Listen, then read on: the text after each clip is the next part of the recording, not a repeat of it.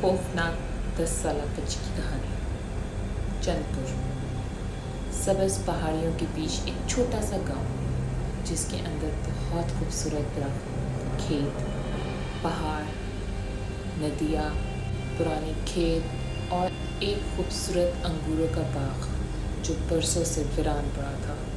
گاؤں کے سب سے پرانے بزرگ حاجی اسلم سب کو منع کرتے تھے اس باغ میں جانے سے، خبردار کرتے تھے بچوں کو خاص طور پہ کہ اس باغ میں کوئی بھی نہ جائے، نہ دن کو، نہ رات کو، نہ شام۔ وہ بچوں کو سمجھاتے تھے کہ وہ باغ اب ہمارا نہیں رہا، لیکن آج کل کے بچے کہاں کسی کی سنتے ہیں، اور وہ بھی فرخندہ 10 سالہ بچی بہت ہی ضدی، وہ تو کسی کی بھی نہیں سنتی تھی۔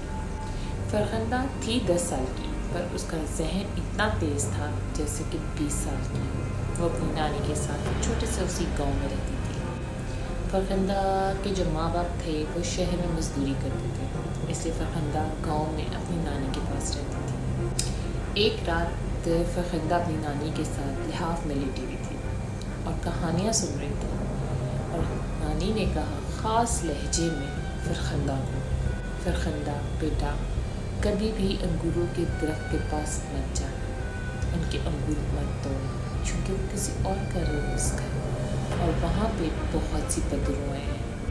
فرخندہ ہنس پڑی اور بولی، نانی ماں آپ بھی نہ، یہ تو فلموں کی کہانیاں ہیں جو آپ مجھے سنا رہی ہیں، ایسا زندگی میں کہاں ہوتا ہے، یہ تو فلموں میں ہوتا ہے۔ نانی نے فرخندہ کو تھپک دیا، پر نانی دل ہی دل میں ڈر گئی کہ فرخندہ ڈر نہیں رہی، اس نے مجھے بولا ہی کیا۔ اسی رات فرخندہ کو ایک خواب آیا۔ وہ ایک خواب نہیں، ایک دروازہ تھا۔ گھنا باغ، بیچ میں انگوروں کی بیلیں اور ایک سایہ، سیاہ آنکھوں والا جو آہستہ سے کہہ رہا تھا، تمہارا انتظار تھا ہماری بیلوں کی وارث تم ہی ہو۔ فرخندہ گھبرا کے اٹھ گئی، پریشان ہو گئی کہ یہ میں نے خواب میں کیا دیکھا، بٹ وہ اپنا خواب بھلا نہیں سکی کہ اس نے خواب میں کیا دیکھا تھا۔ دوسری رات فرخندہ کو نیند نہیں آ رہی تھی، باہر بالکل چاند نہیں رہا تھی۔ وہ آرام سے اٹھی، باہر چلی، دیکھنے لگی چاند کو، پھر دروازہ کھولا اس نے اور آرام سے وہ باغ کی طرف جانے لگی۔ انگوروں کا باغ ٹھنڈا، خاموش، اور اس کی بیلیں اتنی پھیلی ہوئی تھی جیسے کہ انگوروں کا جو درخت ہے وہ سانس لے رہا ہو۔ فرخندہ ایک بیل کے پاس گئی، وہاں پہ بہت خوبصورت انگور لٹکے ہوئے تھے، اس سے رہا نہیں گیا۔ فرخندہ نے ایک گچھا توڑ لیا۔ جیسا ہی فرخندہ نے انگور کھانا شروع کیا، پہلا انگور بہت میٹھا، دوسرا انگور اس سے بھی میٹھا، تیسرا انگور جیسے ہی اس نے زبان پہ رکھا تو ایسا لگا جیسے زبان پہ کسی نے آگ لگا دی ہو۔ اچانک ہوا بند ہو گئی، موسم سخت ہو گیا اور ایک آواز آئی، یہ تمہارا رزق نہیں تھا۔ فرخندہ نے گھبرا کے پیچھے دیکھا، یہ کس کی آواز ہے؟ تو فرخندہ نے دیکھا کہ اسی درخت کی بیلوں کے نیچے ایک ہوا سے بنا ہوا خوفناک کوئی بندہ کھڑا ہوا جو اس کو بول رہا تھا۔ وہ سایہ بولا، ہم نے صدیوں انتظار کیا ہے اس کو کھانے کے لیے، اور تم آئی اور ہمارا رزق توڑ دیا، اب تم واپس نہیں جا سکتی۔ فرخندہ نے ڈر کے چیخیں ماری، تو چیخیں کسی کو سنائی نہیں دی۔ فرخندہ بھاگ کے اپنے گھر گئی، پر کچھ بدلا ہوا تھا۔ اگلے دن فرخندہ کا مزاج الگ سا تھا، وہ چپ ہو گئی تھی، کسی سے زیادہ بات نہیں کرتی تھی، اکیلے بیٹھنا پسند کرتی تھی، کھانا نہیں کھاتی تھی، کھانے میں صرف وہ انگور مانگتی تھی، یا پھر وہ درخت پہ چڑھ جاتی تھی، یا کبھی کبھی وہ اندھیرے میں چھت پہ بیٹھ کے مسکراتی تھی۔ نانی کو شک ہوا، نانی نے رات کو فرخندہ کو دیکھنے کے لیے چپ کر کے اس کی طرف گئی، اس کے کمرے میں گئی۔ فرخندہ کھڑکی پہ کھڑی ہوئی باغ کی طرف دیکھ رہی تھی، درخت کی طرف، انگوروں کے درخت کی طرف دیکھ رہی تھی اور کچھ لب ہی لب میں بول رہی تھی جو سنائی نہیں دے رہا تھا۔ इधर उधर देख रही थी और कुछ लब ही लब में बोल रही थी जो सुनाई नहीं दे रहा था। नानी ने गौर करने की कोशिश की कि फरखंदा क्या बोलना चाह रही है, तो नानी को समझ आई कि फरखंदा बोल रही है वो आएंगे, वो मुझे ले जाएंगे, अब मैं उनकी।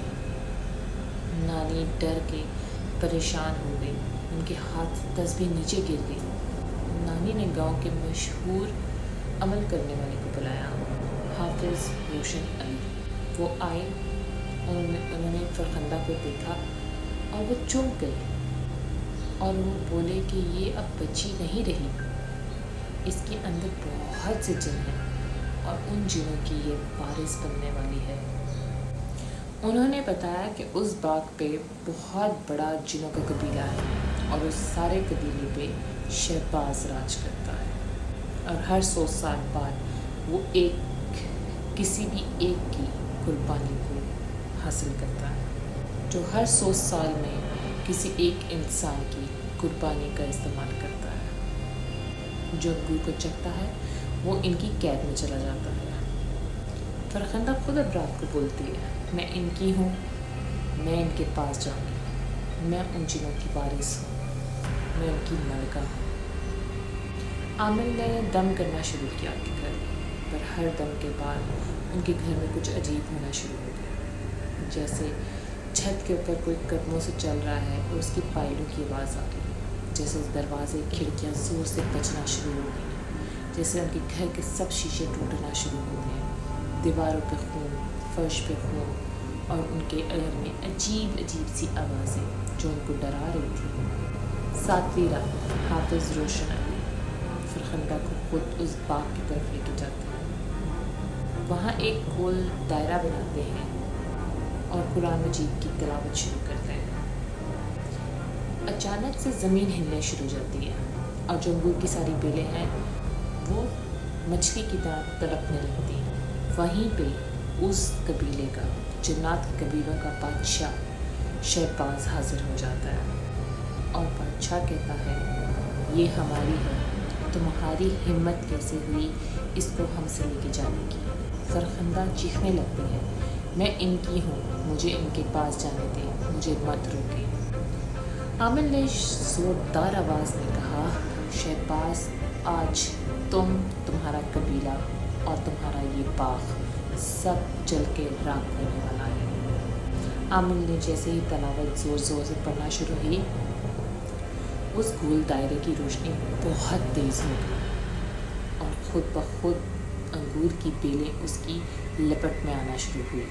शहबाज बहुत चीख रहा था और चीखने के साथ साथ उस तलावत से जल रहा था। एकदम से वो बाग, शहबाज, उसका सारा कबीला जल के राख हो गया। वहीं फरखंदा खड़ी थी जहाँ शहबाज जल रहा था, वहीं पे वो बेहोश हो गई। अगली सुबह फरखंदा की आंखें खुली तो वो नॉर्मल लग रही थी, उसकी आंखें भी ठीक थी जैसे वो ज़िंदा हो, और अपनी नानी को गले लगा के रोती है कि नानी माँ क्या हुआ था, कुछ हुआ था, मुझे जैसे कुछ लग रहा है हुआ था। हाफिज़ रोशन अली बोले, बाग ख़त्म हुआ लेकिन साया है, अगर दोबारा कोई अंगूर चखेगा तो शहबाज वापस आ जाएगा। आज भी चंदपुर के बहुत से बच्चे दूर से ही बाग को देख के सलाम कहते हैं और वहाँ से भाग जाते हैं, और कोई बच्ची रात के वक्त दरवाजे पे आके आपको कहे मुझे अंगूर दो, तो फ़ौरन दरवाज़ा बंद कर लीजिएगा। शायद वो फरखंदा नहीं, कोई साया हो जो अब भी अंगूरों के बदले तुम्हें अपनी दुनिया में ले जाना चाहता है।